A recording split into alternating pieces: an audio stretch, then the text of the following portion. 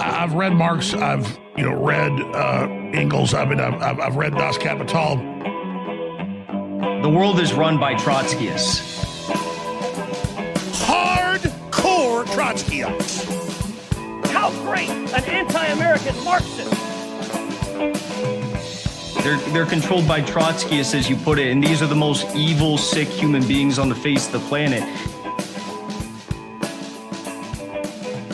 So you are listening to this Left Opposition podcast. Tonight we are with our friends here and hosts Aaron, Matt, and Joe. Doug has the night off because the computer shit the bed. So yeah, for some reason his 10-year-old $300 computer isn't working great. A 486 Tandy can go so far. Yeah, so that's amazing. Tandy, oh my God, Chris! I told him to turn on the turbo button, and I thought the turbo button would make it go faster. I don't know, maybe he broke the turbo button, but I told him to start a boot disk, and you're gonna be okay. He's gonna open that thing up, and there's gonna be a big scorch mark where one of the resistors or whatever used to be. Oh, the vacuum tubes, I believe they use for them. Yes, the vacuum tube. Yeah, right next to the cassette recorder. I was impressed. And Doug did tell me this. He can run Zoom on Windows 3.11. He is still doing it with his laptop, so he got a lot of mileage out of it. So that was impressive. I may donate an extra 2 bits tonight towards Doug's thing. I'm not made of money, folks, but anything for the show. So there we are. All right. So let's start with our first segment we got talking about today. The Venezuelan elections. Did any of you hear anything in the news about it at all, by chance? Yeah, it all went smoothly. Yes. And, yeah. So some interesting developments. So last week, I would say I was pretty critical of what was going on. The TLDR, and if you're just going to listen to the first 5 minutes of the show and you want to tune off, I'll give you my TLDR.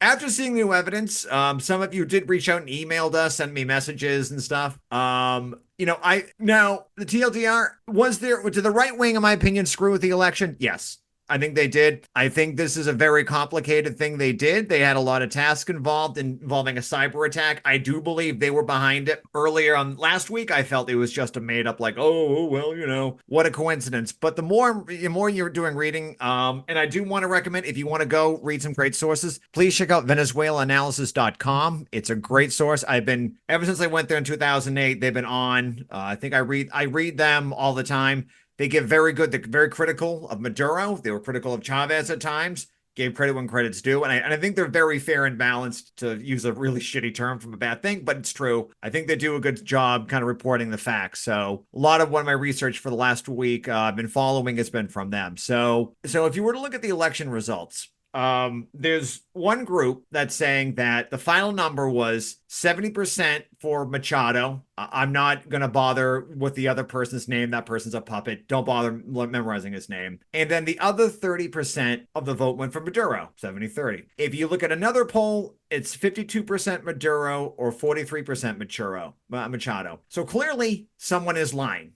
in this. If we have two wildly different numbers out there. So what happened is this. So the CNE, so they're the group that actually conducts all the polling information. They're the ones who run it. They're that's what they go through. Now the president is President Elvis Amaraso. Let me see. He went to was it 2 days ago? He went to their version of the Supreme Court, and they gave up all the numbers and records there.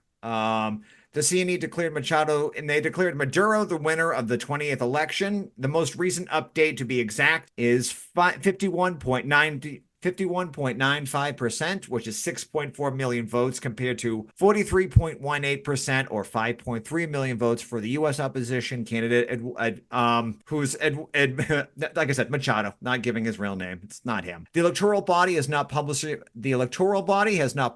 released the detailed results broken down by voting center on its website, which still, if you check it right now, is still out of service. Meanwhile, the opposition has set up a parallel domain, which I checked out, purported that over now they say they have 80% of the voting records, and they say that their own people did their own polling, and that's how they're coming up with their numbers. And that website magically works. And instead, Gonzalez and Machado issued a statement Monday, unilaterally declaring now also the right-wing opposition is already calling Machado, get this, the president-elect, and telling the police and military to do it. Has anyone asked really the real president, Juan Guaido? Last I checked, I thought he was the president. What happened? Does anyone know? Why isn't he even reached? I'm still waiting for President Juan Guaido to solve all this. How do you have two puppets at the same time? Did they just forget? Did something happen? I don't know. I just found that to be an amazing update that Juan Guaido is no longer the whole thing. Now the interesting part, the most interesting part of this story, which shocked me who's been following Venezuela for a long time, in every election except the one time they won in 2015 when there was alleged voter fraud. This was the important thing that shocked me. The U.S. State Department appeared to walk back its early recognition of Gonzalez, the puppet, as the victor of the presidential election. And there was a press conference, I think yesterday, and someone asked, and the U.S. State Department spokesperson, Matthew Miller, said that the Biden administration had not recognized Gonzalez/Machado as president, a departure from the assumed by Secretary of State Anthony Blinken, who declared Gonzalez/Machado as the winner of the election. That's surprising to me, that the United States is actually backing off this claim. I have never seen the United States, they've been saying Juan Guaido for the last, 5 years since that election. This is interesting. I don't know. That's interesting. One thing I do think is that, and this is just me making with my own ideas here, but and feel free to if you have your own ideas, but I think they understand that if there was a civil conflict, which is what would be happening, the military, for all intents and purposes, is still strongly behind Maduro and the PSUV. But if a conflict were to start up and say, God forbid, a civil war breaks out of this whole thing, because stranger things have happened. If that happens, there will be a massive amount of mass migration out of Venezuela. 5 million people have already left the country because of devastating economic sanctions that have gone down. The GDP has gone down by 72% since these crippling sanctions. Never before in the last 100 years has any country's GDP been attacked so hard and gone down so much from this. But I think they realize that mass migration would happen. And like I said, the United States, and especially the Democratic Party, is getting hammered on migration right now. That's just my take. I think that's the only thing why they're not doing it, because, you see in Mexico with Almo, when he was elected, the United States the ruling was the PRI. I can't think of its Mexican name right now, but anyway, stop doing it. They didn't bother interfering in that election, and they kind of recognize the results, because I think they know crippling sanctions like in Nicaragua, Haiti, Honduras, all these countries they go after, mass migration will happen, because to quote Henry Kissinger when he talked about Venezuela, talked about Chile in the 70s, we want to make their economy scream. And they can't do that anymore, because this is what's happening. They keep sanctioning these countries to death, hoping the government will topple. And now they're getting mass migration and they can't handle it. Right now in my state of Massachusetts, the overflow shelter, they have called them overflow shelters for migrants who are coming here. They're full right now. Chickens coming home to roost is what it is. Exactly. Yeah, exactly. America's chickens are coming home. Yeah. So I think that, like I said, that's just my take. I think that's why they're doing it. But if you follow Venezuela at all, like I have, the fact that they're not doing it, Juan Guaido didn't work out. They tried Juan Guaido 2.0. This isn't, and it seems like the protests, let me see what anything too is. And also, let me just talk about the protests too a little bit too. The Venezuelan defense minister, Vladimir Pedro, reported the death of 2 National Guard members and 106 injured officers. But right now, the riots are all over. There seems to be a state of calm right now. I think the upsurge is died down a lot. It's hard to get the energy back that if you're hoping for this whole thing. But, and then, like I said, over this weekend, the government supporters had a peaceful rally throughout the country, including a massive red-clad demonstration in the capital that marched from the city center to Miraflores presidential palace. The hardline opposition held its own rally on Saturday with far-right leader Maria Corina Machado, and she addressed a modest crowd in the upper class neighborhood of Las Mercedes and East Caracas. So they always have rallies in the rich neighborhoods. So I think they really blew their shot. I think they tried to engineer this fake crisis, that there was some kind of election fraud. Now, also, I want to say this too from last week. They still haven't produced the numbers yet. They're still not out. So I'm still reserving my judgment, but obviously the right tried to do this, and they try to just steamroll it and try to quick victory, try to get the U.S. to intervene. But I think the U.S. just told the right wing, we're not going to back you again. We can't do this. So who knows where this is going to end up, but I don't know. That's just it. Yeah. No, it's interesting that the US would pull back on that. Cause I mean, normally it's like the US will do a lot of shit that doesn't work. And Hey, pigs, anyone? Yeah. Just go and well, this is not achieving the result we want is usually not enough to change the policy. Because the way it's like the way you describe the sanction regime, it's like, well, yeah, they say that everywhere. And I don't know if I can think of a single time it's gone the way they say it will. It just ends up that you have all these places being starved, and and they don't, I guess care, it's a convenient they can point to it and say, look, socialism failing again. But bingo. Other than that, and it's when the imperialist center gets feedback that people start to change their policies. They don't care that people are starving. They care that the starving start showing up at the border, on the shores, and then they have to do something about it. And it's usually not right. Well, they can keep running on the border. If they were to actually end the sanctions and allow, the crime of allowing, Latin American countries to govern themselves. Do we have a bombshell effect? We should work on that. I think a truth bomb was just dropped. It's a truly revolutionary idea. Maybe if we stop trying to sanction countries to death, all the migrants wouldn't have to flee their countries. And maybe if we stopped overthrowing democratically elected left-wing governments and is instituting right-wing death squads to kill people and make people flee, Noam Chomsky maybe, just maybe, we could fix migration crisis in the world. No one's going to listen to that, though. Yeah, even liberals like Noam Chomsky can see that. Yeah. So what my point was, though, it allows the Democrats and Republicans to continue to fearmonger and run on securing the border, and the Democrats are actually running to the right of Trump. Kamala was smirking last week about how Trump was too dumb to get his border fucking bill passed, and so we're gonna be the ones to do it. And everyone's like, there's lots of what the fuck? we won, great, right? And it provides they don't care because it provides an endless source of cheap labor, and as long as immigrants are constantly terrorized, they're never going to be able to organize and rise up and unionize.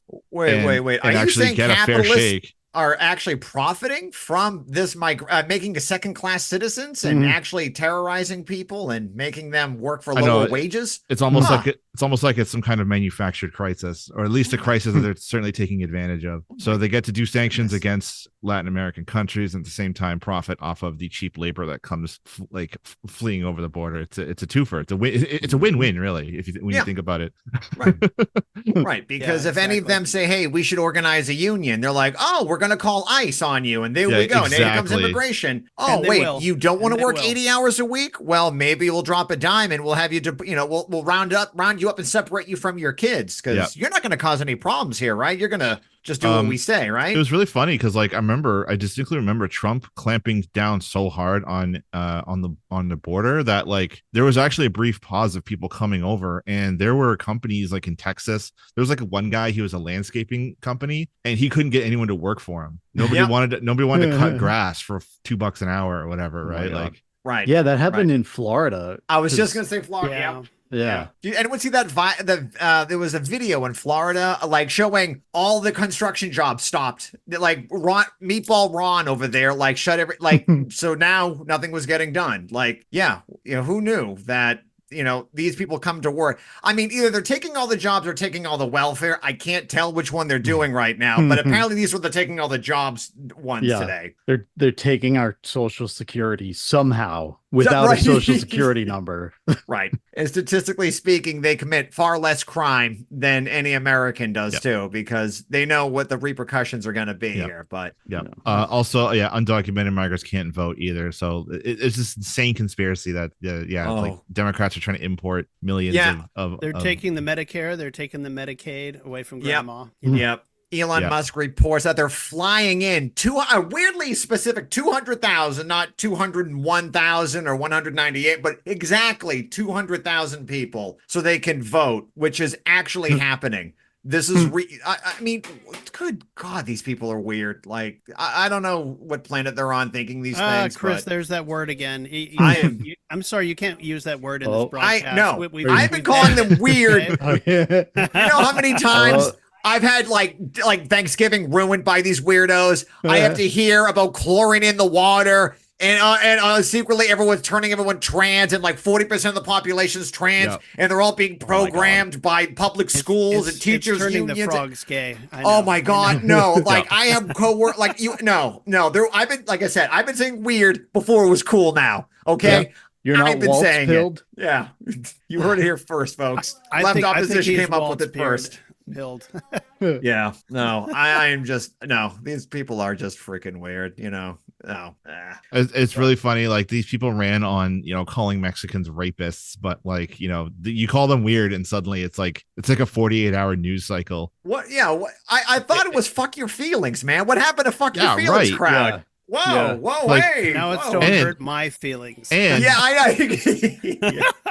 I know this doesn't really pertain to us because, like, as Marxists, we are on the outside. Like, we understand that there is no representation of the working class in power. So it's really more like when we discuss Democrats or Republicans, it really is kind of like sports show. But yes, which is how all Americans treat it, by the way. So it's a team sport. Yeah. We're just honest about it. Exactly. The fuck was my point? Sorry. So there's like a gentle pushback of like, call them weird. Waltz is on TV like, look, you know what? If caring about your neighbors and having school children fed, if you're gonna call that socialism, I call it being a good neighbor. I'm like, wow. A slight amount of pushback against the Republicans rather than just the last 20 years of just rolling over and doing whatever they want. Guess what? The Democrats actually saw a massive bump in the polls. Who knew? That's what I was. They're acting as if they actually want to win this election, and I'm kind of shocked. That's what I was thinking. They like, need to stop. It was a low bar already. I mean, the bar was in hell. Yeah, we have to dig a ditch to get there. Absolutely nothing. Okay, and now it's like half a trench. Yeah, instead of a full trench. Okay. Well, I think like obviously people have overcorrected and they're like all about fucking Walter Harris, but like I think the reason it's so refreshing to people is like I think we forgot just how fucking shitty the Clinton Biden era of the Democratic Party is, where it's like, oh yeah, no, they used to like offer bare minimum shit to try to excite people and maybe they would get a little of it done even when they're in office. And it's just so like that really threw people for a loop. So they're like, oh my God, we literally it's like, I'm a Marxist Leninist Walzist.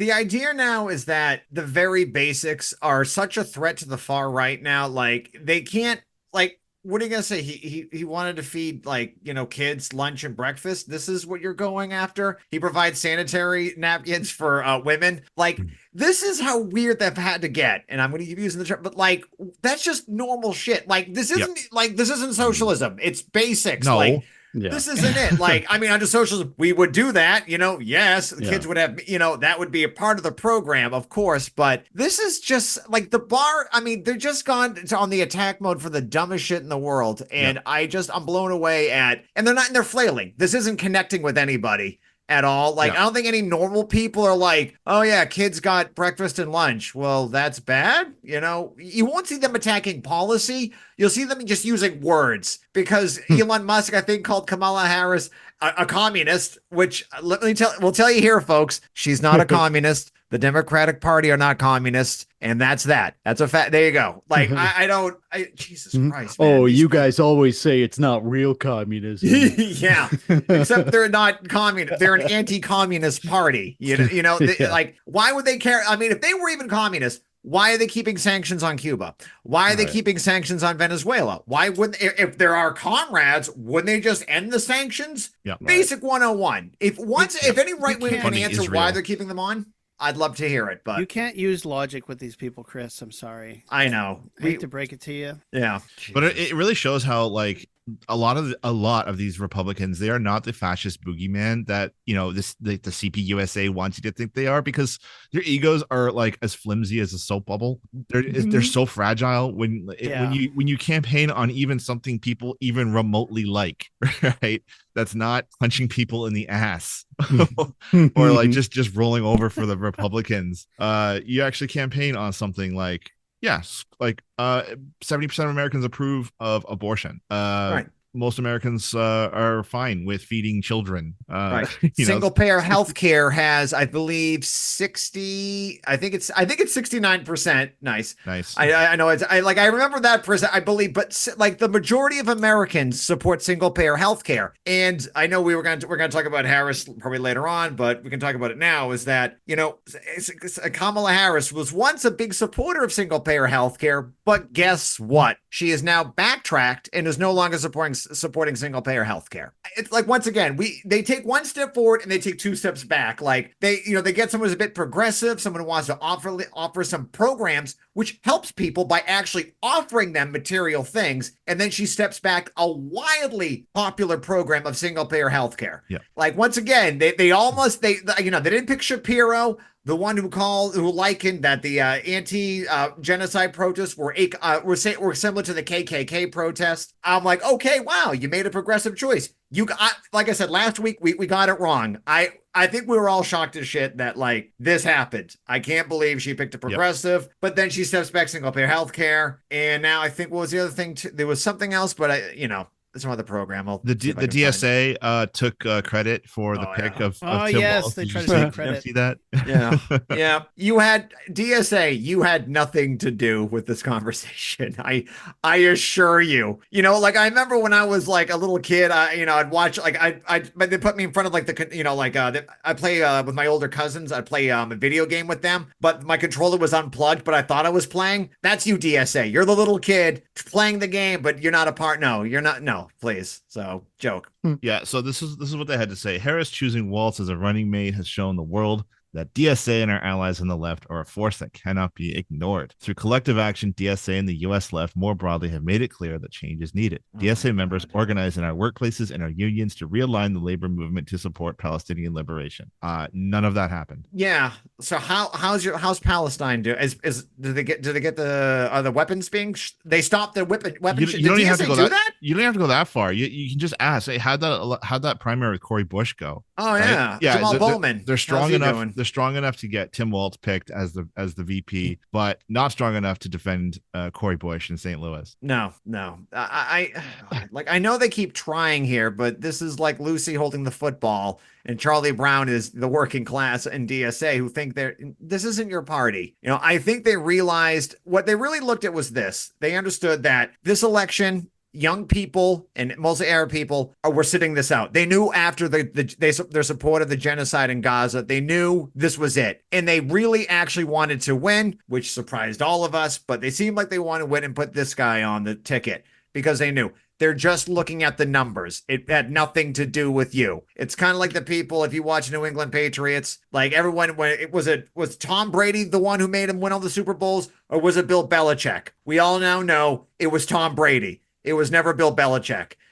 DSA is Bill Belichick. It was never you. You weren't the one winning all the Super Bowls. It was Tom Brady. Like, no. Yeah. Too bad. I know what those names are. Yeah. I know. That was for our American fans. If you're into the football, there you go. That's all there you go. I figured that'd be a thing there, but all right. Anyway, so what else we got here too? But moving on from Venezuela, yeah, let's bring things back home a bit and let's talk about Brat Summer. That's right. Right. Brat Summer. So for those of you who are not too familiar, Kamala Harris is the vice president, and about last week she was at a rally, and she was discussing some things. And this was in Michigan. Michigan, a crucial swing state. And in the United States of America, we have the greatest democracy in the world, in which only 6 out of 50 states really determine this election. So she was in Michigan. So I'll play this clip right here. It's the most democratic country in the world. That's right. 6 states out of 50.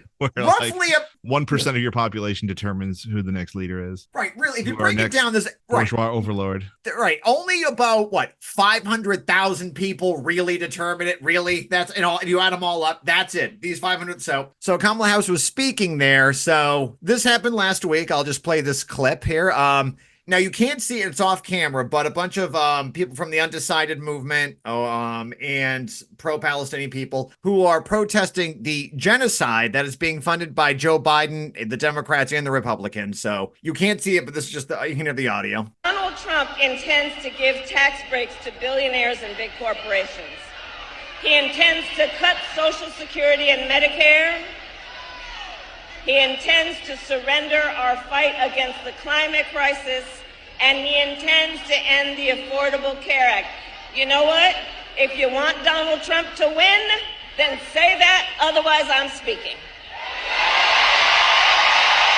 So Project 2020... All right, so I know Aaron and I clapped very hard at that because we are resistance liberals. We are changing the form. So yeah. So there you go. If there's ever one time to disrupt a political rally, it's over genocide. Genocide evokes a lot of strong feelings out of people, especially when we're paying for it. And so a lot of people. So now this obviously didn't go too well with the base of the Democratic voters.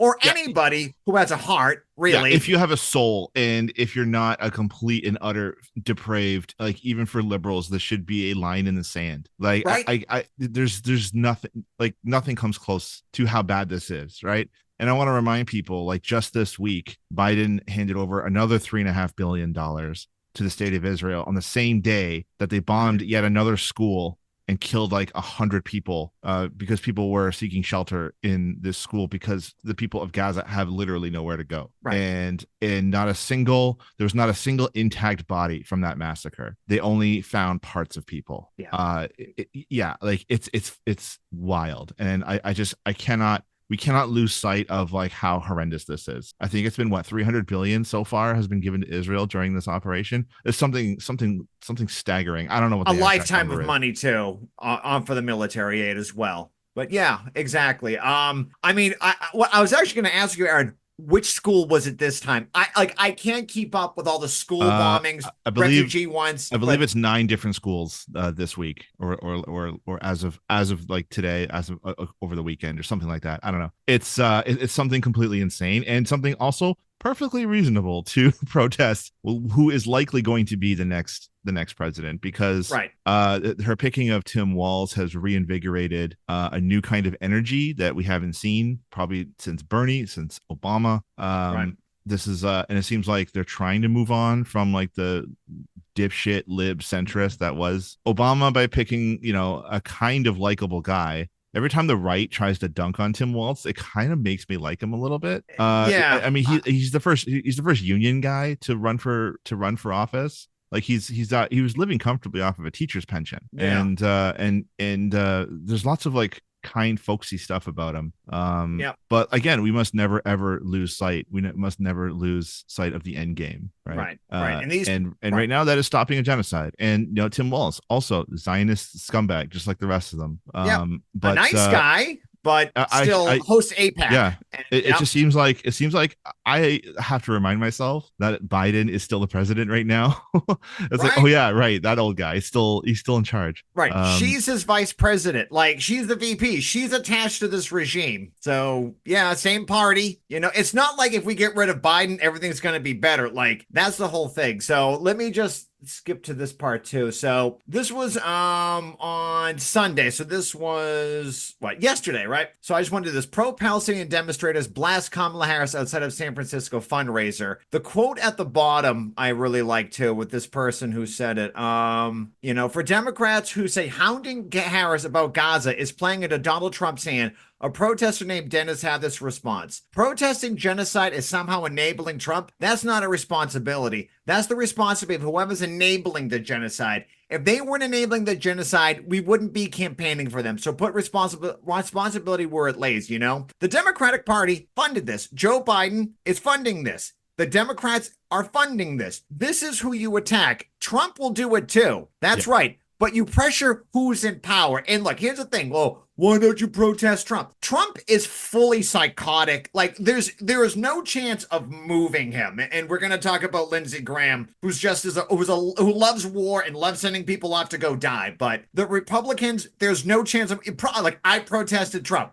I've done that too. Yeah. I've been in New Hampshire. I've been in the women's, like I've been a part of all these movements. We can do it. I do. You should protest Trump. Absolutely. But the Democrats are susceptible to pressure. And just because like I said, if I'm on a union, my union's protesting management, I'm pressuring management. It doesn't mean I'm supporting management you protest and pressure people in power and you want to move them to your position. So I think this was I was going to say liberals have an awfully short memory because when Trump was in power, there was a lot of anti-fascist movements. There was the Women's March on day one of the Trump presidency. Yep. Right. Yep. I mean, I also remember as soon as the white women stopped speaking and it was the black women's turn, then the march started and everyone just sort of walked away from the stage as black women were trying to speak. Never mind that. Exactly. Yep. Oh my God. Everyone put on the pussy hats and they marched against Trump. And what did that accomplish? They lost Roe v. Wade. That's where there you go. There you go. Yep. That's as far as pressure goes. The pressure only works within a certain confine of the current system as it stands. Right. Without challenging the fundamental property relations and imperialism, then you can only push these people so far. Because we'll see in the next clip, what does putting pressure on Kamala look like? Right. Great thing here. And we'll get to that right now. So I think this was today. I think this was Vice President Harris and running mate Tim Walz, either yesterday or today. So here's the description. After about 5 minutes into her speech, Harris had to quiet down pro-Palestinian protesters in the crowd. So now there was a lot of backlash because also in Michigan, which is a battleground state, one of the 6 states that determine the election, not where I am in Massachusetts, but she knows that young people and Arab people have strong views on genocide, and rightfully so. So this was her response. It's also a testament to like how bad she is at reading the situation. No shit. And oh my God, response. She really tried to pull the girl boss I'm speaking. I was gonna say that. Yep. Fuck. Yeah. Like I'm speaking. I'm not gonna listen to your genocide crying. Yeah. Snap. Just perverse liberal bullshit is almost as good as Trump saying anything stupid. Yep. It's almost as funny. All right. So we're going to see. So we put pressure. We organized, right? We got the word out. That was a huge that it really backfired for Kamala, even though there's still most polls show Kamala probably is going to win by about 3% against Trump as of things stand right now. But let's see what pressure looks like. There we go. Which includes respecting the voices that I think that we are hearing from. And let me just say this on topic of what I think I'm hearing over there. Let me just speak to that for a moment, and then I'm going to get back to the business at hand.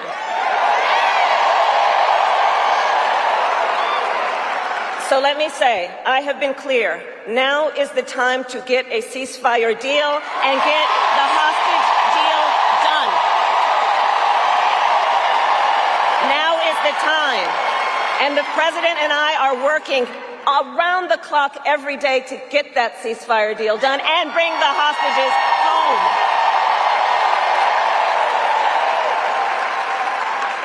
So I respect your voices, but we are here to now talk about this race in 2024.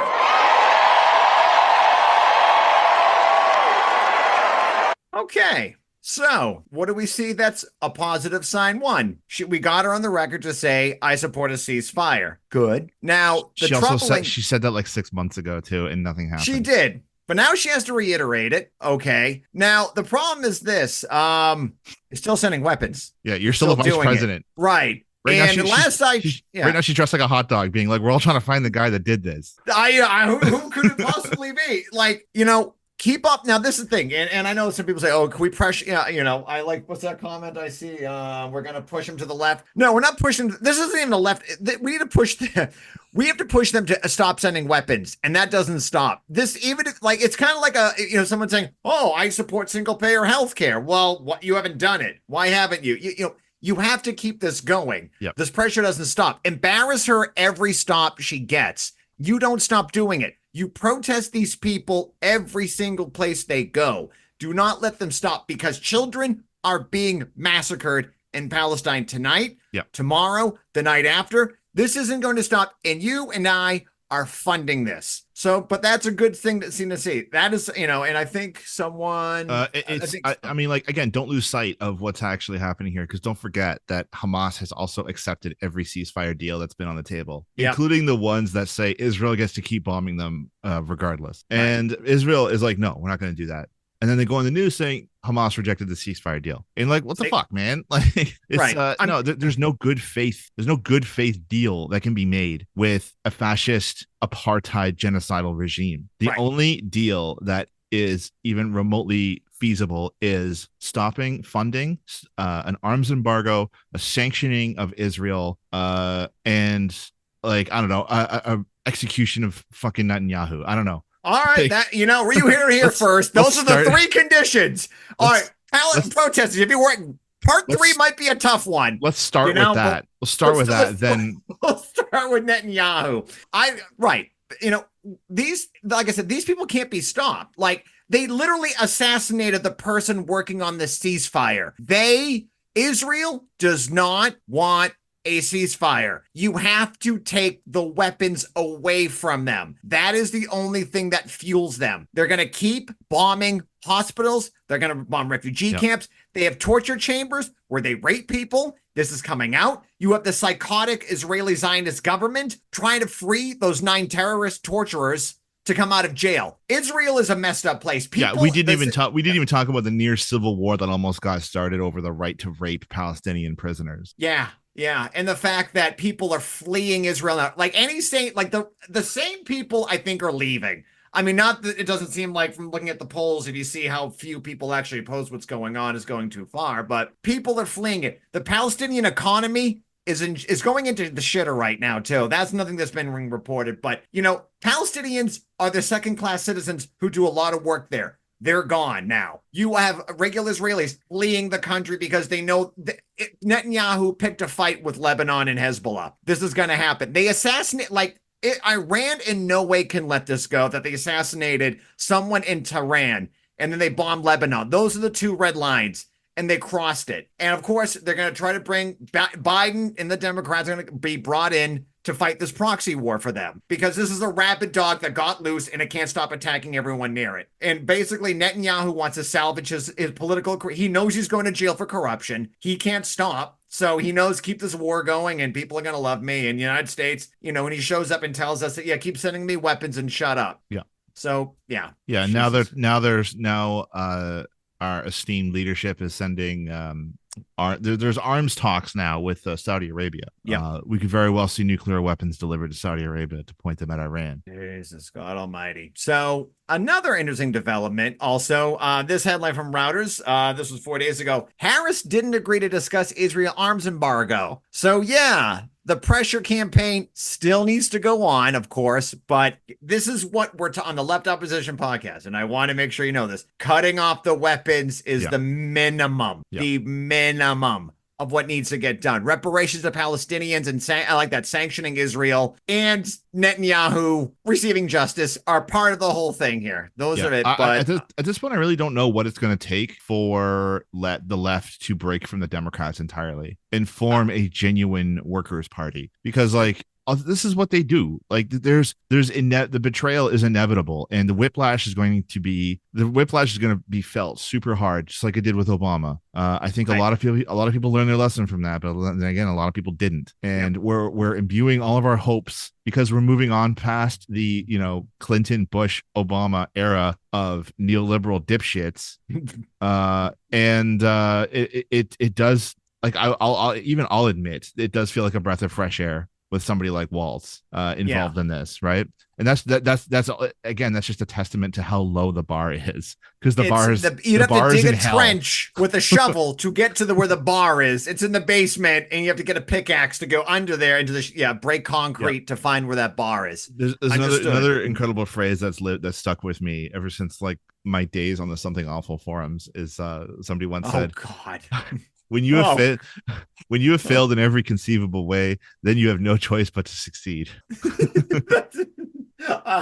Oh God, something awful. That'll be an after hours chat. Jesus God, I didn't know you indulged. Ugh. The Democrats have failed the working class. They do not represent the working class. There is no pony that represents the working class in this race, no matter what anyone tells you. Nope. There are enemies of the working class, and we have to pressure and protest. And this is something I just want to go over the article too here. So Vice President did not agree to discussing and imposing an arms embargo on Israel during exchange with pro-Palestinian activists who are pushing for changes to U.S. policy towards its ally over the Gaza war. The uncommitted national vote had said late on Wednesday that Harris had shared her sympathies, which is important, and expressed an openness to meeting with the uncommitted leaders to discuss an arms embargo. The aide, who spoke on a condition of anonymity, said Harris did not express a willingness to discuss an arms embargo, but a campaign spokesperson said that the vice president did tell members of the Muslim and Palestinian community she would continue to engage with them on the war between Israel and Palestinian, and which have killed nearly 40,000 people. And this is the tweet I want to end with right here. VP has been clear she will always ensure Israel is able to defend herself against Iran and Iran-backed terrorist groups. She does not support an arms embargo on Israel. She will continue to work to protect civilians in Gaza and uphold international humanitarian law. Okay, great. Also, Aaron, good job. Aaron, how do you think that's going? Front. Yeah, it's good. Yeah, it's going great. She's going to. I'm going to read that one more time. I don't know if you missed it. Look right here.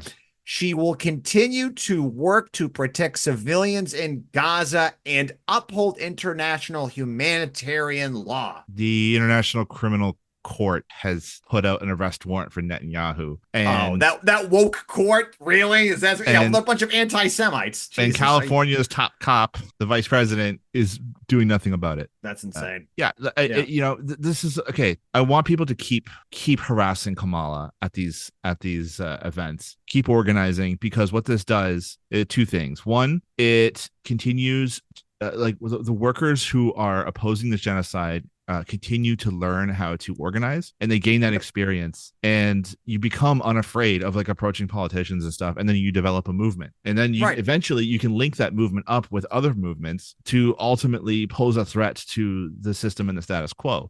And secondly, this pressure exposes the Democrats for who they are, because they will not budge. Kamala has just been saying, I hear you, I see you, we'll talk later, sort of thing. Mm-hmm. That's what it's been. We have to defeat Trump now, right? This is the most important election in our lifetime. That's what we're getting. And I don't think people are really buying it much anymore. And so that's what this pressure also does, is that it exposes the Democrats for who they are. Exactly. Is it gonna be enough for the left to finally break away with the Democrats? I don't know. We'll see. We will, because they're doing, like I said, we can't make you angry. That's unfortunately, we can't create the conditions, but the Democrats are the job of making you angry. If you have any heart or soul or whatever you want to call it, that they do it for you. The outlets are out there. There are good organizations out there on the left. We've interviewed people from Firebrand. We've interviewed people from the Independent Socialist Group. There are left-wing communist groups out there that would love to have you. Check them out. That's why we interview them. So hopefully you can go on, because being an independent socialist is almost an oxymoron. You just please join up with the group. And an old phrase I learned from union organizing, and it's true: courage is contagious. If you start standing up, other people will start doing it, because when you're alone and you're isolated, you see the horrors that are being witnessed in our name with our money, and you want to do something, but someone stands up, protests a vice presidential candidate. She might be one of the most powerful people in the world pretty soon. Speak up to them, pressure them, make sure they do the right thing. We know we're not going to, the best we could probably hope for is getting them out short of a revolution, fingers crossed, is that they will be pressured into stopping this, because the world is condemning it. Ireland, South Africa, the International Criminal Court, even recently, I don't know if you heard about this, Aaron, but Rahm Emanuel, does that name ring a bell to you? Oh God, he's the best. He was the ambassador to Japan, he was boycotting the nuking of Hiroshima and Nagasaki by America, and he said he wasn't going to go because Israel was not being allowed to attend. Yeah. That's it. We're not seeing any irony in anything going on, of course, but the United States needs this. We support terrorist countries like Israel, but yeah. So, moving on to the next point, Aaron, you have single payer healthcare, right? And or what? How would you rate? How is it there? I know it's not the greatest thing, but I've heard everyone from Canada say I wouldn't trade it in for the American system. How? Okay, yeah. So we have each province has its own insurance. So we still pay for insurance. It's just like a province government run insurance program. Okay. It's not universal health care. It's not like a national health service where it's free at the point of service. There's all sorts of billing and paperwork involved. Sometimes it could be complicated, and it also has allowed for our premiers, which is kind of like a state governor, to basically nickel and dime and privatize away our single payer healthcare. So blood work used to be free, now it costs $60, right? Oh, wow! So something like that. American. They're just doing all these little things where they're just going to cut back less and less, like more and more, and eventually it's in shambles right now. It's dog shit. No, I would never ever trade it in for the American system. That sounds horrible. No, really. It's fucking people die. Was it 40 to 50,000 people in America die every year from a lack of health insurance, or you do have it and it covers nothing. So the number one cause of bankruptcy in America is medical bills. We have a shit system, and also it's the most expensive per capita by far in the world as well. Yeah, it's the best. It's the best there is, though, right? You have world-class healthcare. Yeah, it's not like Americans are fleeing and going into Cuba in droves to get healthcare. Oh wait, yeah, that's what they're doing. If you're rich enough, you can fly to places like Italy and get healthcare too. Hey, there we go. So, speaking of single-payer healthcare and flip-flopping Democrats, Kamala Harris is back in the. So this is written by Jacobin. I know it's made for many of us. Hold on. I know for a lot. I mean, look, the Time magazine has one too. Jacobin, I feel, Jacobin, for all of you in the know who've been on the cool left for a long time, Jacobin was once really cool. Then it became kind of uncool, and now it's just, you're kind of your social democratic newspaper. But on this article, this person, this issue, they did a pretty good article on it when it was pointing out Kamala Harris's record. So at one point, Kamala Harris was a supporter of single-payer healthcare when she was a candidate in 2019, and I believe the answer is let's see. I'll start right here. On a chilly night on January 2019, Kamala Harris was in Des Moines, Iowa for a CNN town hall. At the time, Harris was a junior senator from California and nearly 30 candidates vying to be the Democrats' 2020 presidential nominee. A few minutes into the event, a self-employed local resident named Renee Wake asked a pertinent and vital question. What is your solution to ensure that people have quality access at an affordable price? Without hesitation, Harris answered, we need to have Medicare for all. Then applause rang out, and she riffed beautifully. To live in a civil society, to be the true ideals in the spirit of who we are as a country, we have to appreciate and understand that access to healthcare is not a privilege, but a right. Now, that sounds pretty good. If that was the end of the story, we might be, this would be kind of a nice thing. But, the story goes on. And I could skip here, too. But then what happens is, I think what Aaron kind of alluded to, I like that, was like, well, we're going to maybe do a little payment here and there. And then maybe she came in with her own plan, which was still letting private healthcare still in there, that have a role. And then we're going to try to maybe put some other things. And then we're going to do Medicare Advantage. If any of you have seen your parents like I do, they have to pay all these costs now for Medicare, even though it used to be free. And now the results are coming out worse when people have to do this because they're allowing privatized corporations slowly to get their hooks in everything and start denying care. Because once you let these people in, the only thing private healthcare cares about is making a profit. That is their number one concern. They do not care about health incomes. Your doctor cares about you. The nurses care about you. The staff of the hospital, your families, they care about you. The private HMO does not. The medical researchers who actually develop the medicine care about you. They're the ones with family members who are sick as well, right? And it's important to remember, if there was no profit incentive, then they wouldn't develop medicine. It's like, you got to remember, the vast majority of medicine is done by research. Research and development is done by like universities, and it's done with government grants. It's the taxpayers that pay for the development of this medicine in the first fucking place. Yep. Jonas Salk, I think you might know that name. He was the person that came up with the polio vaccine, and there was an interview with him, I think, done in the 50s, and an interviewer asked him, he was like, well, Dr. Salk, why didn't you patent this? Because if you patented this drug, you could retire a multimillionaire. You could be very rich. And he laughed and he said, well, would you patent the sun? No, he wanted Dr. Jonas Salk, a true hero, wanted the vaccine to go to, he didn't want to patent it. Give it to everybody. That was it. He wasn't the profit motive person. The HMO companies, the CEOs, they're motivated by the profit things. They don't do any work. They want to squeeze things out of you. If it ends up killing your family member, or because you know what, they'll get a nice stock bonus at the end of the year if they deny enough claims. Michael Moore's Sicko. If you haven't seen it, it came out in 2009, but one of my favorite movies I saw in the single payer healthcare. Fucking rough movie, man. Like, that's what got me on board the Bernie train. Yeah.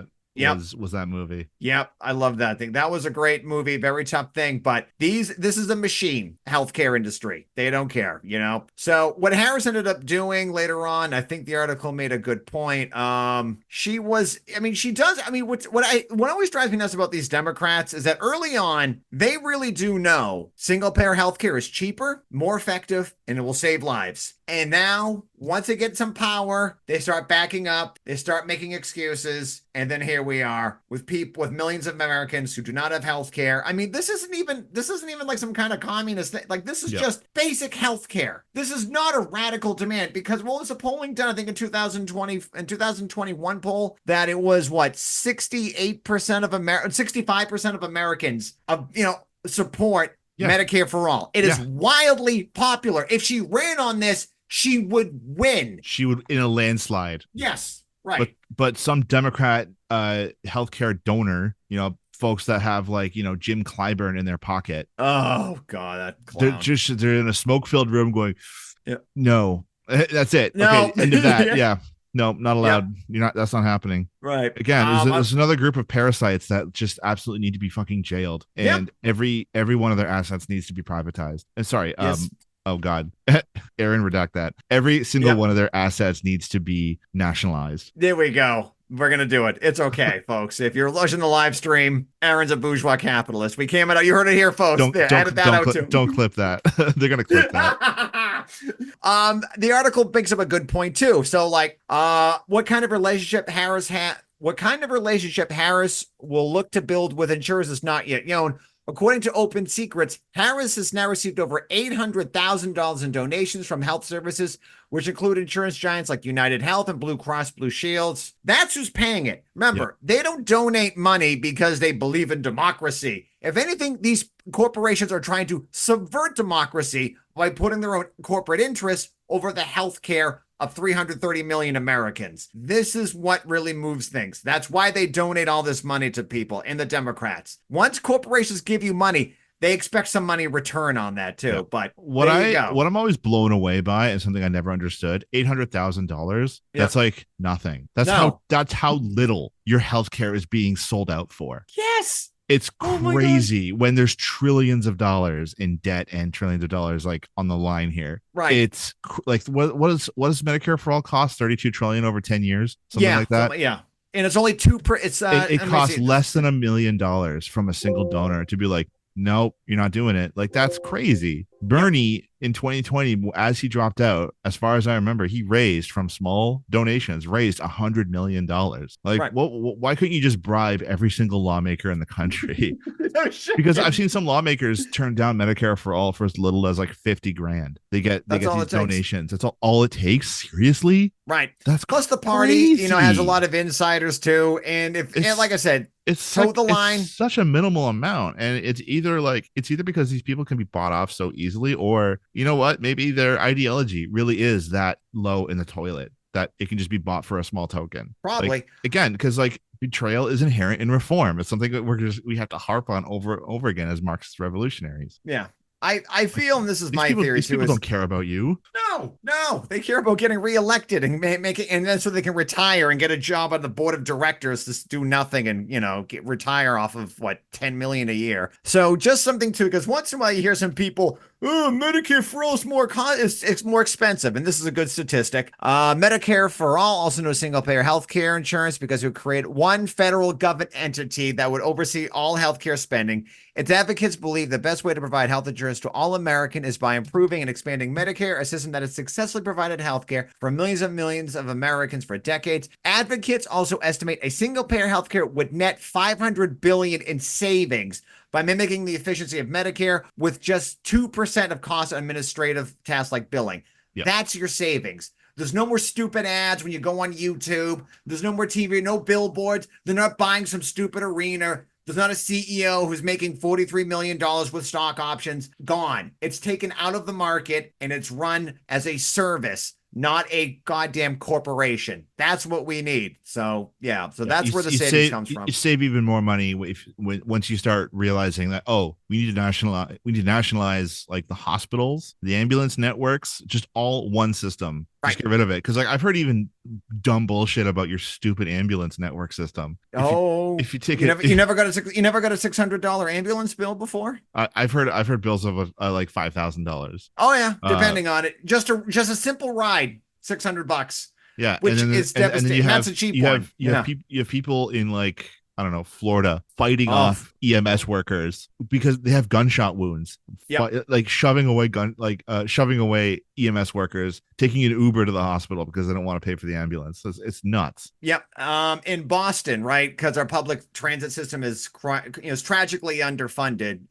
But we had enough money to help pay for the New England Patriots to get a new football stadium by the billionaire Robert Kraft. He needs extra money. But so there was a person who was on the orange line. Her foot fell through between the two trains and like skinned it bad. Like it was all messed up. And there was a story where she was fighting off the EMTs and saying, I can take myself to the hospital. Do not put me in an EMT, with her bleeding, like flesh all chewed up leg in the thing. This is not the best healthcare in the world. I don't care what a right wing will tell you. Yeah, if you're a rich person and you can have a jet fly you off to some place and like up in one of those blues, like in Boston where I live around, yeah, you can afford it. But if you're a regular working class person, no, you should be terrified to get in an ambulance. And like, yeah, that point, Aaron, I've seen that video of the guy wrestling EMTs off him so he didn't have to pay the bill. If we're watching footage from Gaza and the ambulance is there, if we found out that the ambulances were withholding rides unless they were paid like an obscene amount of money, 98% of Americans would be like, wow, that's really fucked up.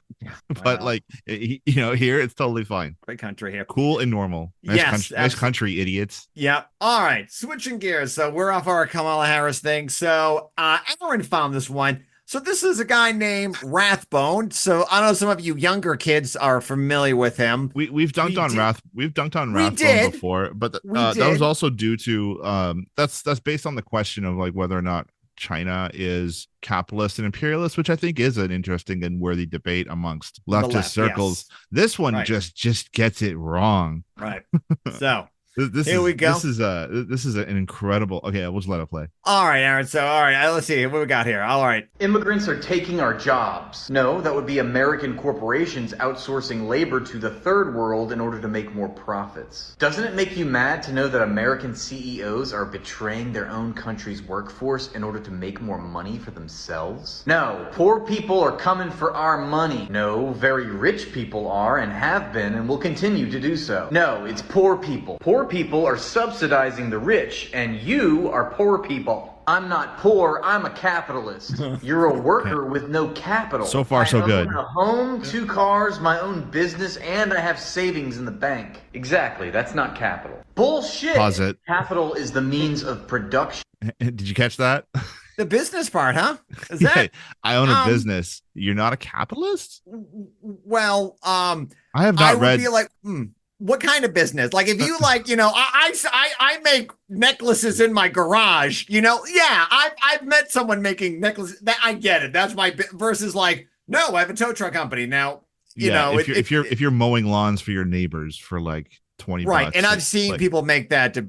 argument with me. You know, they're like, I got a business, and I'm like, you make necklaces in a garage, dude. When you're like, while you're watching TV smoking weed, that's not exactly. I think that's great that you're smoking weed, but like, no, you're not. You and Warren Buffett are not like vacationing together in the Hamptons. So you know? I think the problem is like he wasn't specific about what kind of business this guy owned. Right. If you just took that business part out, this would be a lot easier. Oh, this would be a perfectly okay video of just plain ass surface level attempt at raising class consciousness. Right. Because he was right with every other thing except like I have a car. Yeah, I have a house. This dumb bullshit that even like the MAGA communists, I know we haven't talked about them in a while, but like even they fall into this trap of glorifying small business owners. We're not against private property like Western Marxists. Oh my God. Hinkle.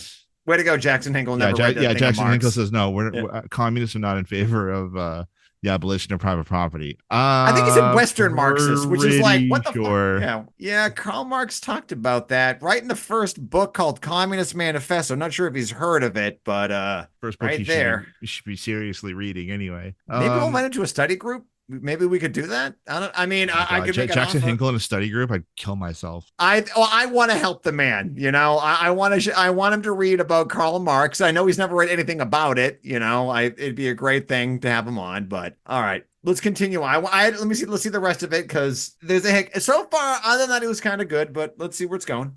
Capitalists own the means of production. The things you just mentioned are examples of personal property for personal consumption. Except you the are business. living off those things. They are not public resources, and you cannot move markets. Capitalists privatize public goods, services, commodities, and resources while exploiting labor. You don't do any of those things. You must be this high to ride the ride. Minorities are taking away my rights. The only minority taking away your rights, and the only minority that you should blame is the 1%. They're erasing our culture. They're erasing our class. Okay. I would give this a B. You know, I think the broader points are made. The business part, I'm being generous because we were kind of harsh on him last time. I'm just this is, you know, maybe a little, you know, but like, why did you include owning a business, like your business, dude? And I think that's part of like this is where theory gets dumbed down to the point where you're trying to appeal to a broad base, and then and then this is what happens when you this is why theory cannot be distorted, because then it becomes disparaged and watered down, and you get the wrong message across. And this is how you end up with like, because the idea of the small business is so glorified in the US, like, because I talked about this in our last episode about how every problem in the world is reduced down to the individual level, and so it's up to you. So if you're down in the dumps because of finances, because you have $100,000 in student loans, because you were told you have to go to a college, otherwise you'll die poor and lonely. All millennials were promised, elder millennials. We know those promises. Like Obama bailed out your landlord, but you still got evicted, right? That sort of thing. Like there are things that are happening that are outside of your control, but we're always told, no, you have to pick yourselves up by your bootstraps, which originally was ironic, but then became an unironic use by the right wing. It's amazing, isn't it? And so so there's this like our politicians have, and again, I guess some Marxists now have this like ass-licking tendency of just absolutely worshiping and glorifying small business owners. I have worked for small business owners. So have I. It's suck. It's terrible. I have worked for free. I've worked many hours for free. Oh yeah. During the recession I did. Yep. He got the company from daddy. Oh, that was fun. Right now I work for a corporation with a semi-functional HR department that actually holds leadership accountable, and I'm part of a union. And you know, things change when you work for a larger company, because they actually do have a public image they need to uphold, and so they don't want their coworkers harassing each other or stuff like that, you know. So I mean, like, there's advantages big and small. Like, you know, bigger capitalist groups have more room to grow, and you're more likely to, in my experience, you're much more room to get raises than a small business, right? Because, like, again, every small business owner is like, well, if we raise minimum wage by $3 an hour for my 5 employees, I'm going to go out of business. Yeah. Like, maybe you shouldn't be in business in the first place. Like, meanwhile, I see that their kid got a brand new car from him. That's good. I'm glad my labor went to that, you know. Like Good. these are like they are the biggest impediment to wage increases, especially like federally mandated minimum wages. Well, we can't hurt the small business owners because they're the backbone of the economy. Oh, yeah, okay. Even though the Like, biggest employers are large businesses. We got to get off this crap of No. this petty bourgeois utopian mindset. Again, there's a text that I cannot recommend enough by Marx and Engels, Socialism, Utopian and Scientific. It is like I'm planning on doing like a whole episode on this book. So good. Yes. I really think it's worth a discussion because it's such a phenomenal book. I'd like to do that as a series going forward. Is where we start talking about our favorite books.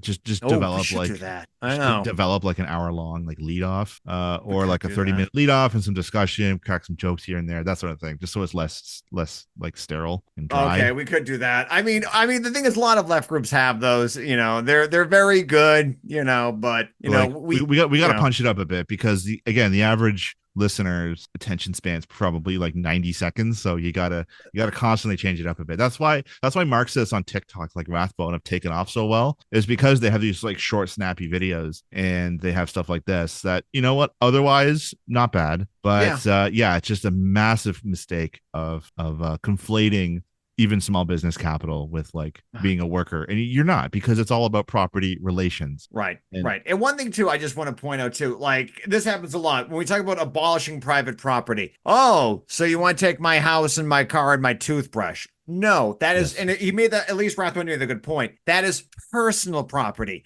We're not abolishing that. If you have a large factory, if you have a large farm, if you have something that employs 100,000 people, Caterpillar, the Fortune 500, those private property, those are going away. That'll be put in a democratic public ownership. That's different. The workers will all be unionized. We will own it. It'll be done that's what's coming. That's what's going away. Not your bead making thing in your garage that you make necklaces out of. No, that's that whole thing, that basically you're employing yourself. Self-employed is a bit different. So yeah, just wanted to bring up that point. All right. Speaking of weird, do you happen to know who Lindsey Graham is? I know you're not from, okay. Yeah, of course. Lindsey Graham it's an open secret. Is he a closeted homosexual?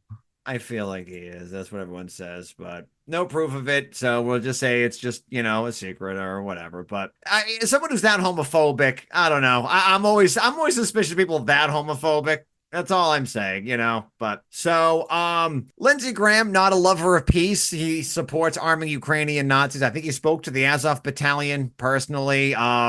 So of course, now these are the people should be protested everywhere they go, but these people are just fucking nuts. So this is just a short clip, maybe about a minute long, but he was on Sean Hannity's talking about this one thing we need more of. We want Israel to bomb more countries.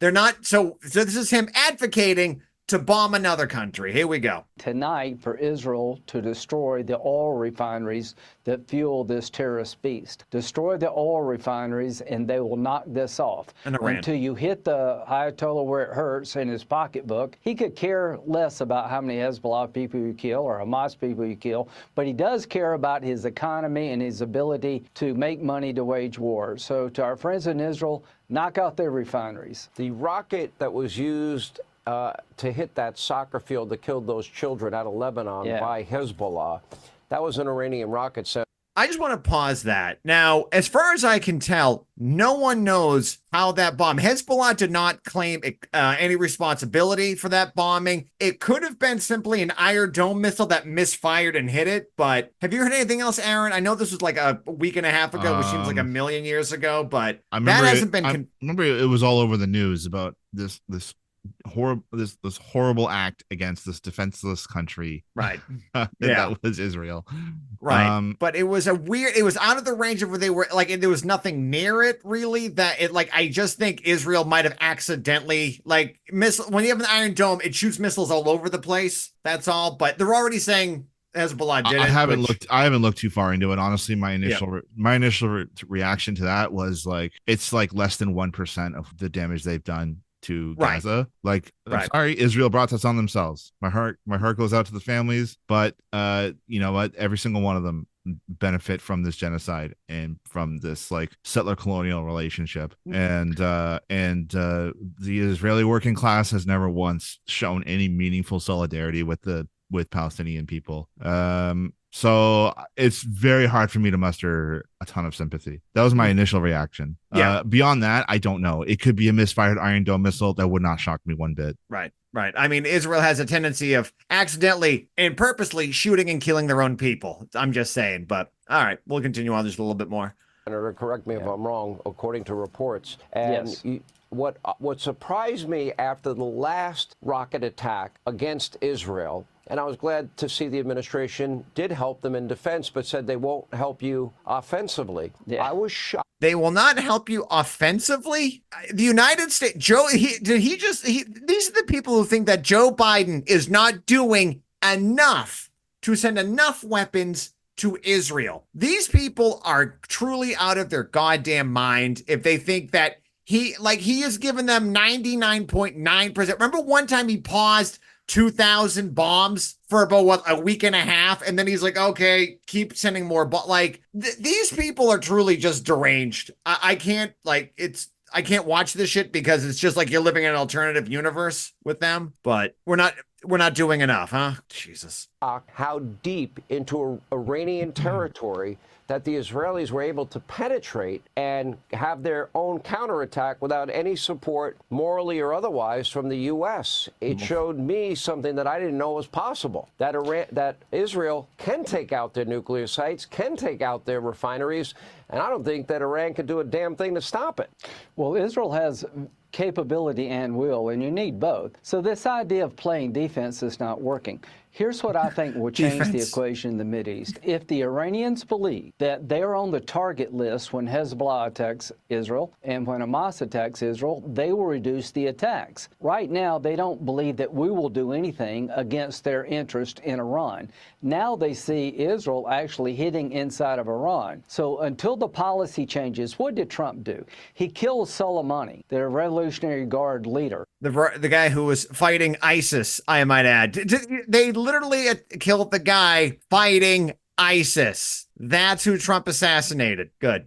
And that put Iran back in a box along with the economic sanctions. So I'm calling on Israel tonight. No longer play this game. There's a difference between Hezbollah and Iran. You have every right and obligation, I think, to protect the Jewish people by striking Iran at their heart, the refinery. So there we go. Lindsey Graham, the warmonger, wants more open warfare to Iran. Oh my God. I don't get these people, really. There's no war. They don't care. Do you think Lindsey Graham's going to be going down with an M16, going down fighting this shit? No. Of course not. Disgusting. No, and that's what a lot of these guys have been praying for before they die. Is they just want to see like the entire nation of Iran just fried. Yeah.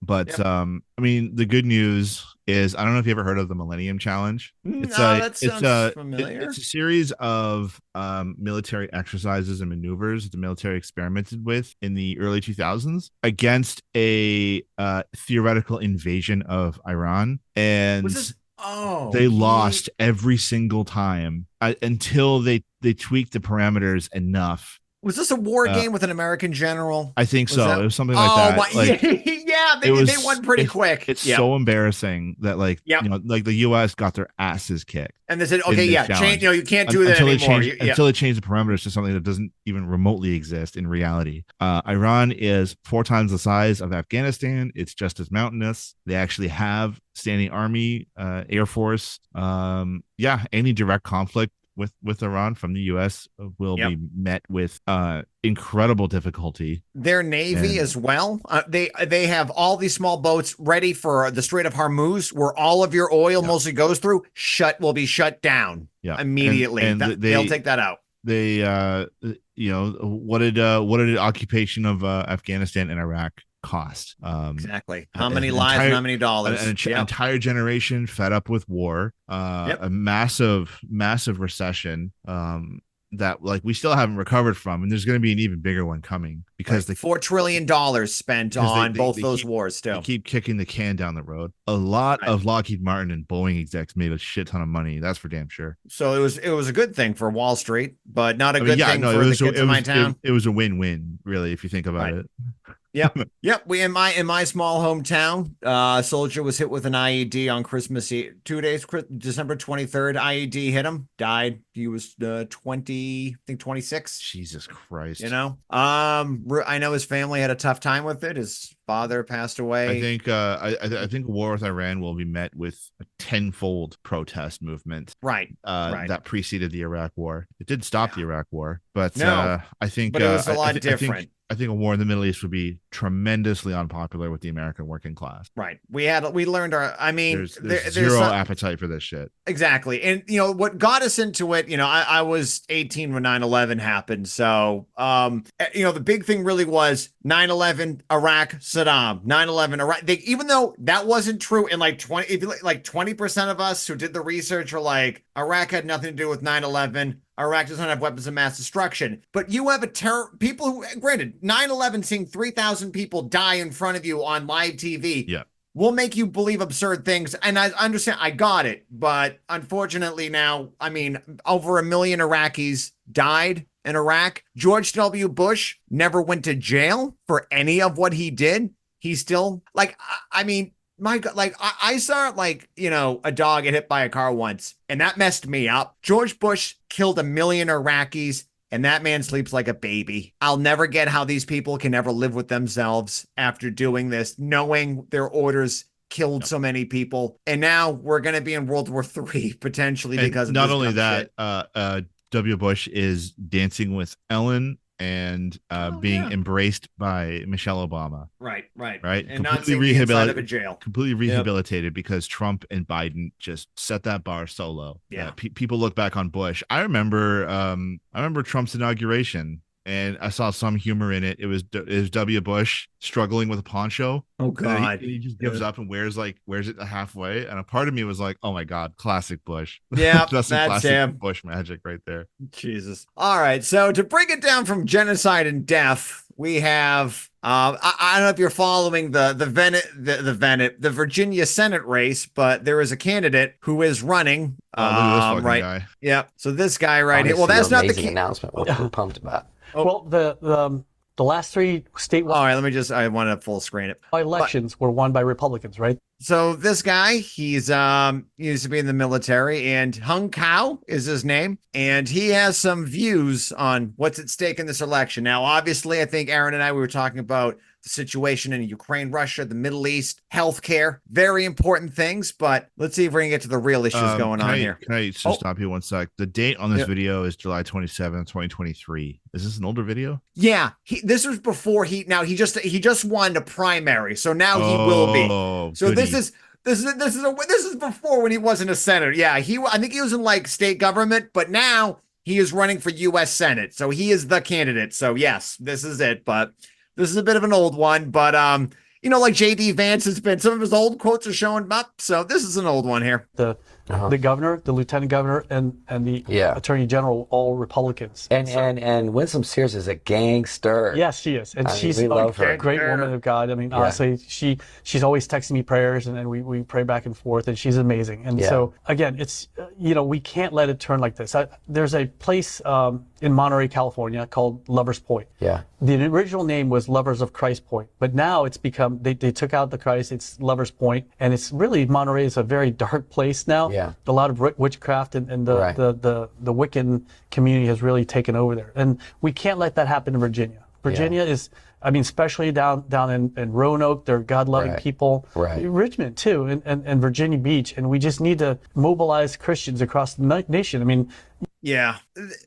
God doing, and then let's get into these are the weirdos now. This guy's going to be in the Senate. There's 100 people in the Senate, and these weirdos really are going to be talking about dark and evil and witchcraft. Like, we're not a serious country, Aaron. I know we always talk about coming to your wonderful country of Canada, but please let us just stay for a few years. There's a shocking percentage of Americans who actually legit believe in witchcraft. It's now nothing against that, but like the fact that they think like, oh, I do Satan, right. Nothing against, I know, like I know Wiccan people, I know that, but the fact that these people think that you are a Satanist and you're gonna like go ahead and do evil things to them, this is just like, God. So which one of these guys is the candidate? Is the guy on the right? On the right, yeah, the guy on the right. This guy on the right. He looks like a reporter. I thought it was the guy on the left. The guy on the left looks like, honestly, he looks like Caleb Maupin. It's his cousin who's doing the show. Isn't that weird? No, I'm kidding.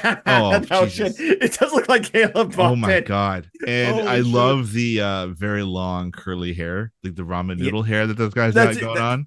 I love Nickelback. It's a great good. band. One of the greatest things of it. I was kidding, by the way. Please don't quote tweet me that I said that. You would think with all of like the woke nonsense that's going on, and like these people are so against gender affirming care that like no one calls this guy out on his like incredibly luscious curly locks that he's got. Could be. But yeah, like these are this is the satanic panic. I remember like the satanic panic in the 80s when I wanted to play Dungeons and Dragons as a kid, and they're like, that's devil worshiping, and looking back, that's really stupid. But like, who'd believe that dumb shit? But now we have this guy running for Senate who thinks Roanoke is being taken over by Satanists, and it's like I don't know much about Roanoke, but I'm pretty sure it's not happening. They're not committing diablerie and stealing souls or bloodletting, and that'd be cool if they were. I mean, look, at least they have something to talk about in his district or wherever he's from. But I have a better chance at healthcare with witchcraft. That's true. All right, so that's all I've got for my clips for today. Aaron, do you have anything you wish to share at all? Anything coming up? This Saturday coming up, I will be part of a seminar that is we're meeting in person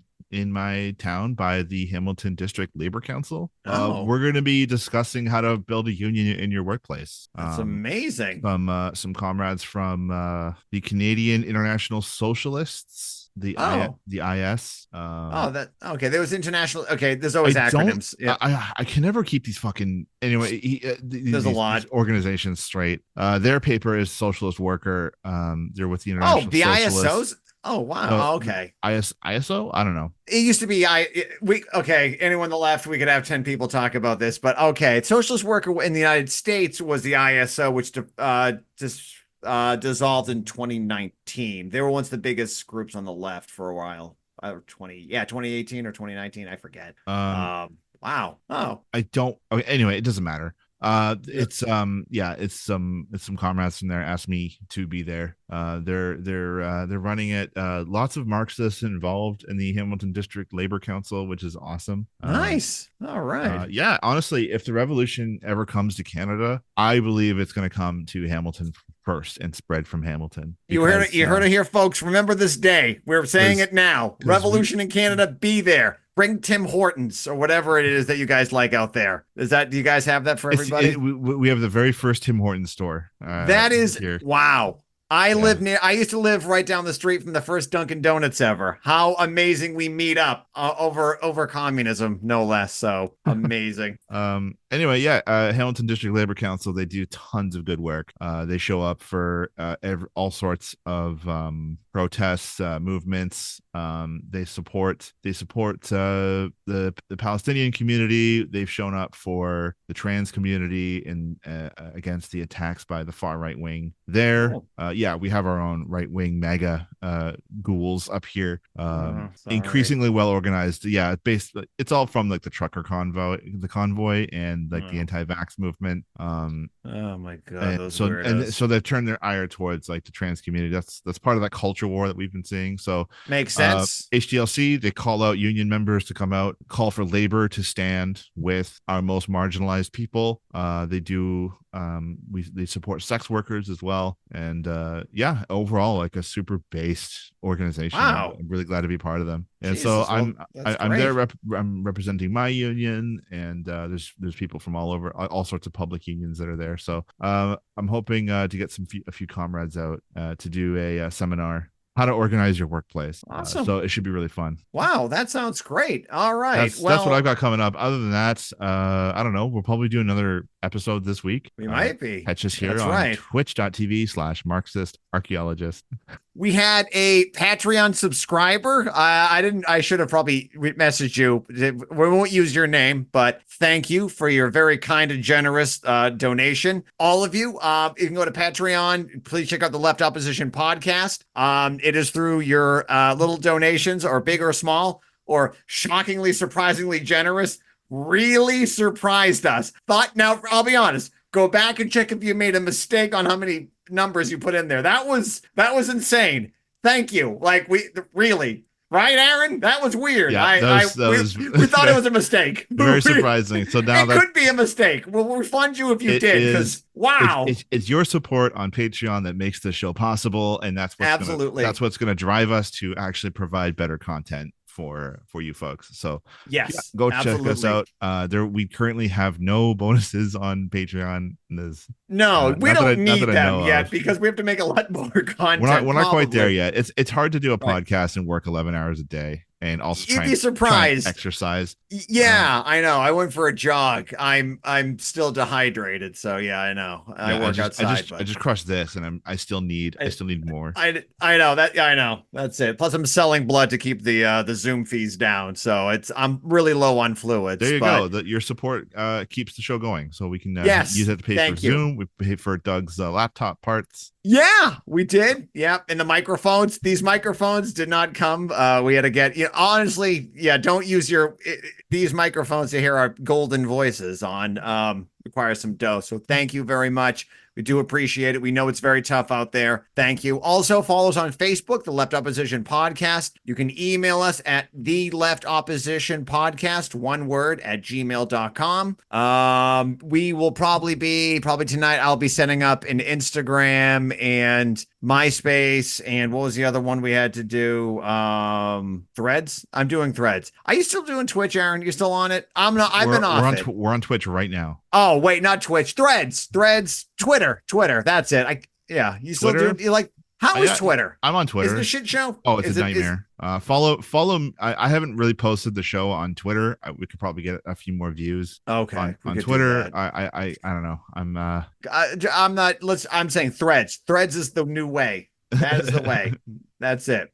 Awesome. But yeah, follow me on Twitter, Marxist Archaeologist, at Archaeo-Marxist is where you'll find me on Twitter. I'm at 983 followers now, so onward to 1,000. All right, what do you get at 1,000? Anything special? Did you get a plaque? Actually, I do have a promise that if I get 1,000 followers on Twitch, I will read Capital in manga. There's a manga Capital. Yeah, I've been seeing that on your thing since day one. I've been a fan for a while. It's a slow grind because Twitch people don't like Marxists on Twitch. So no kidding. Well, that's their loss, but that's okay. I'm sure the abolitionists weren't cool at one point. Your time will come, I'm sure, on Twitch. But all right, awesome, cool. All right, well, are you going to be playing a game? Are you going to rehydrate? Are you? What are our fans all? I'm calling it a night.